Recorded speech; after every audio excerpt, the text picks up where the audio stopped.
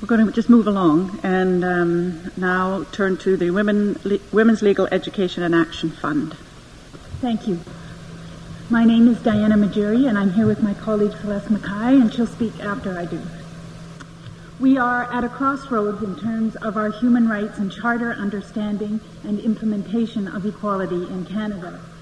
Our submission to you is really an invitation to take leadership on the question of how to operationalize the substantive equality commitment and promise inscribed in our human rights legislation and in Section 15 of the Charter.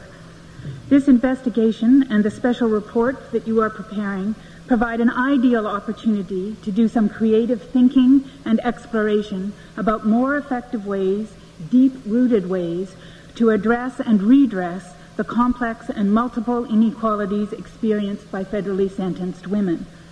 This report is an opportunity to move beyond the recurring recommendations, complaints, and inquiries, the tinkering and shifting sands that have plagued the treatment of federally sentenced women in Canada since before the Prison for Women was built. This special report is an opportunity to go beyond piecemeal approach that has been taken in the past and to look at the issue systemically and fundamentally.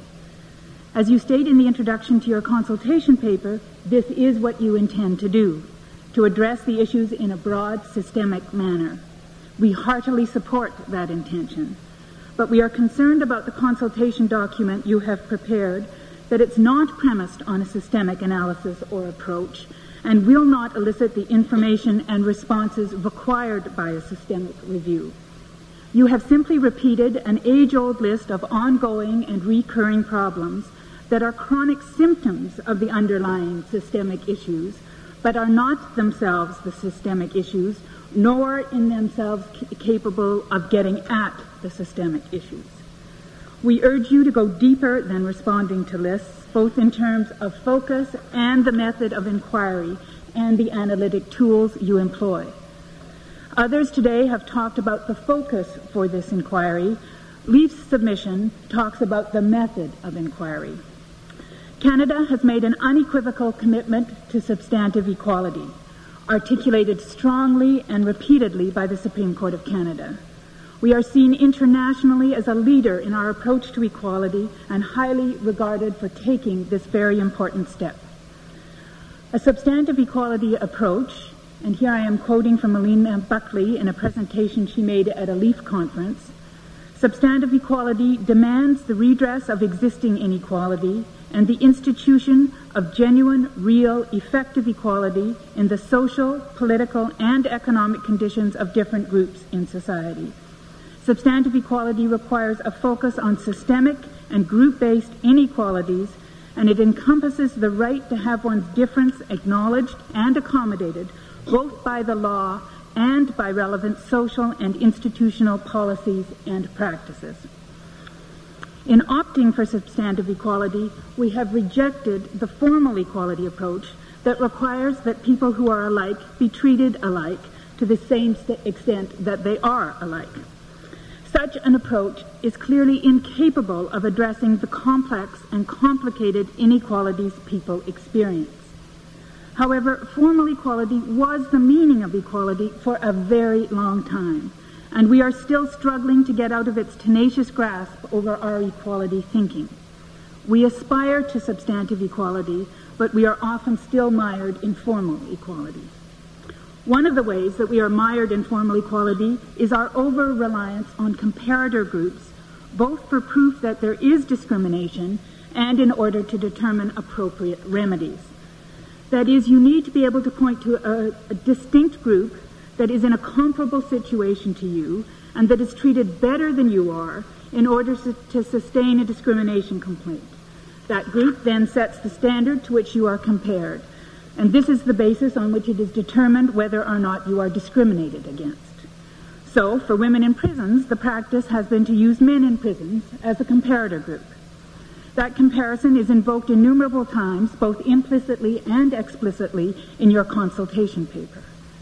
It seems pretty obvious that using another oppressed and disadvantaged group as the standard is hardly the route to substantive equality.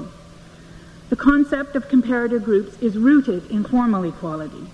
We end up, for example, comparing Aboriginal women in prisons to non-Aboriginal women in prisons, singling out race as the sole discriminatory factor, whereas race is in fact inextricably intertwined with the sex factor and probably with many other discriminatory factors. It is impossible, for example, to determine an appropriate comparator group for black women in prisons with mental disabilities. Inevitably, we divide her into bits, separate her into her constituent parts to find a comparator group for each part, ignoring the reality that the inequalities she experiences are intersecting and integrated and can't be looked at as separate from each other. The comparator group approach becomes a barrier to equality instead of a means to facilitating equality. Our submission documents the problems with the comparator group approach and how it falls way short of the requirements for substantive equality. And we offer some ways to move beyond comparator groups in equality and anti-discrimination analysis by applying standards that are grounded in the needs of the claimant, that put her at the center of the substantive equality analysis and work from there. In starting to think about this model, we turn to a human rights decision, Mioran, that is the decision of the woman forest firefighter from BC, in which the Supreme Court of Canada recognized that a conventional approach to equality analysis often shields systemic discrimination from scrutiny. Only by focusing on the claimant and her needs and potential can we make any meaningful progress towards substantive equality. This would put at the center the kind of support and capacity building that Kim was talking about earlier this morning. The issues raised by the groups and individuals today would not raise the question of whether there is discrimination, but would start the heartfelt process of what to do about these travesties. This is the focus of substantive equality. This is where your report must take us.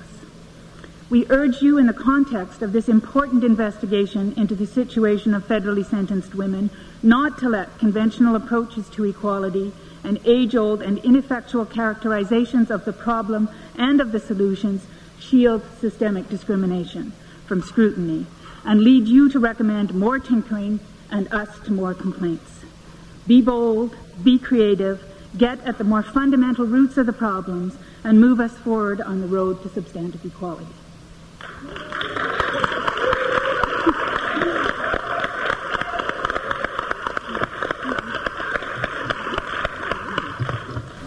Thanks, Diana. I have just a few concluding remarks based on today's discussions.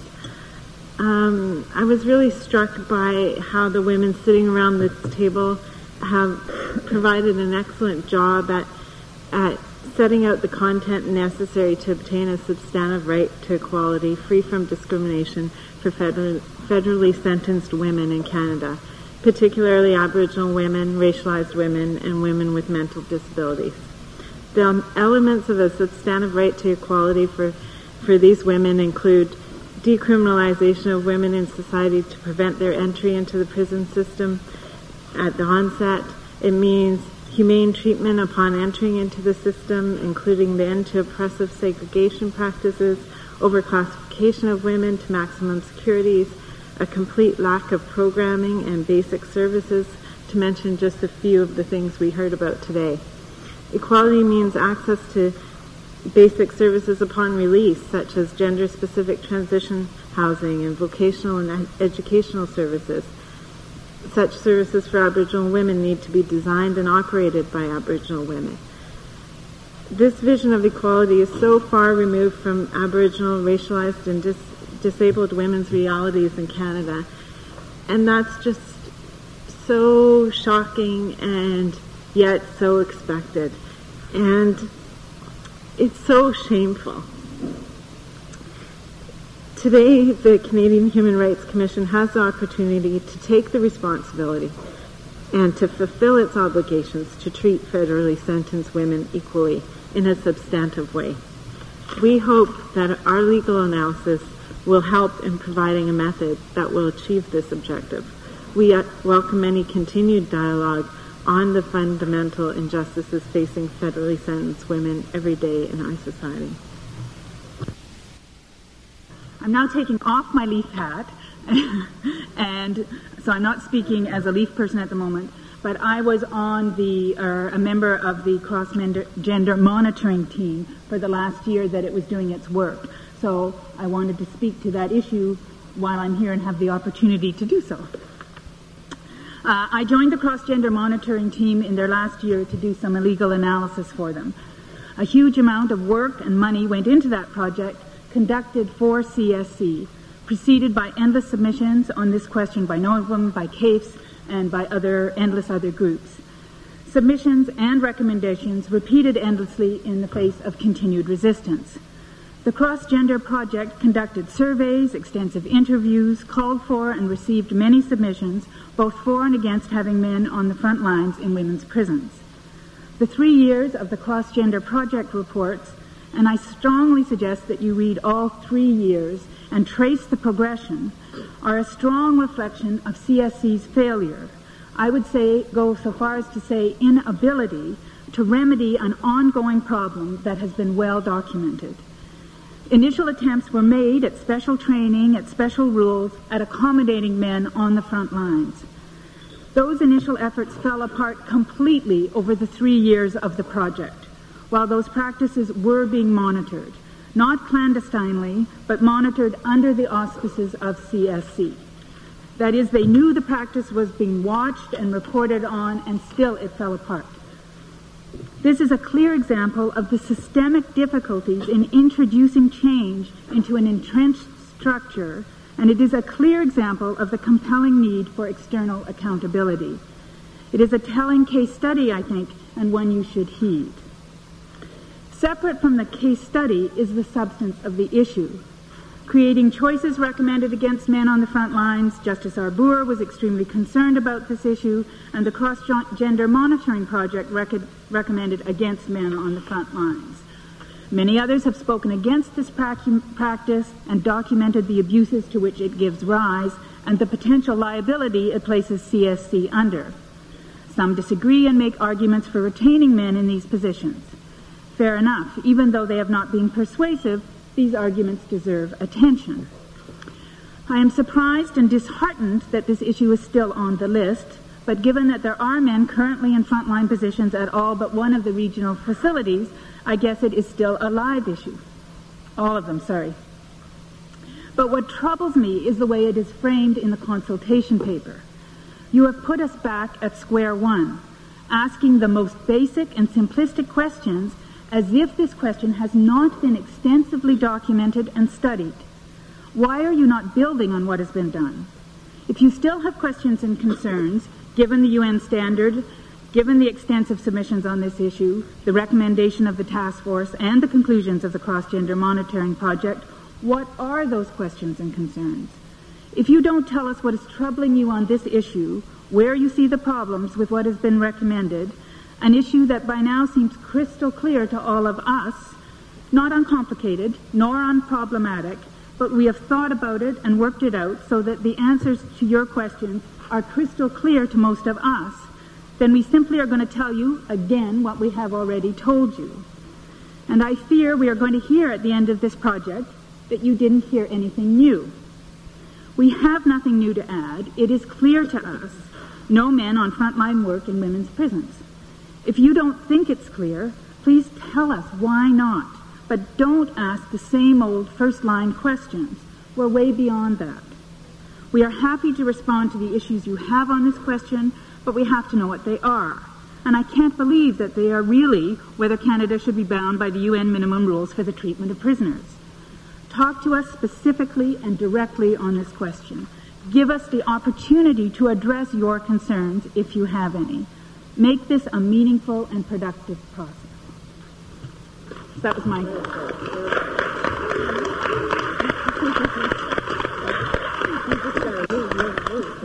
Thank you, Diana and Celeste.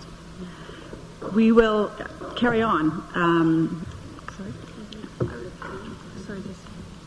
Just, if I can, just because that particular issue has been raised, I think one of the themes that we haven't identified per se in this move, because we have women who have the lived experience here expressing it, but I feel the need to express, particularly in light of what Diana has just said about the cross-gender monitor report, It's the only time in our experience the corrections even quotes, let alone pretends to follow the direction of women prisoners, is after they have created a frenzy of resistance fueled by women's anxieties about what changes will mean within a prison context. And the response of corrections to this very issue exemplifies that probably better than many in recent history. And that is that after the Cross-Gender Monitor report came out, staff were known to be going around institutions, sometimes against administrative direction, indicating that what the report meant was all men were going to be pulled out, this is an anti-men, there'll be no men involved anywhere, when in fact that was not what the report said, and it was inaccurate, and the women were not even provided with the full report that the Cross-Gender Monitor had done. So I think it's a perfect example of how when there is, the same thing is happening with the max units now, a frenzy of resistance to the bad ones who will come back and wreck it for everybody. And it's that kind of notion that needs to be resisted, but is perpetuated consistently by corrections. And then whatever the women say in response is dutifully noted and then trotted out as the exemplification of how our recommendations for systemic change do not in any way represent all women. And I think that is false. You know better, and I think you've seen it enough in other contexts to not be fooled by it. But that's exactly what's happened. And they've even gone so far as to send those kinds of responses internationally when judges and international committees have asked for responses instead of sending entire reports, instead of sending the actual information that's available. So.